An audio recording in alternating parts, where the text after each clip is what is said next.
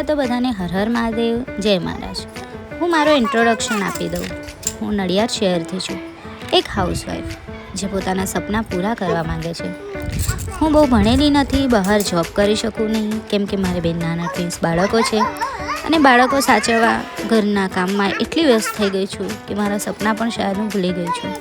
બસ એક વિડીયો બનાવવાનો શોખ છે, કઈ રીતે બનાવવો, કઈ રીતે અપલોડ કરવો એ કંઈ નોલેજ નથી, બસ બનાવું છું અને અપલોડ કરું છું। એવી આશાથી કે એક દિવસ તમને બધાને મારા વિડીયો ગમે।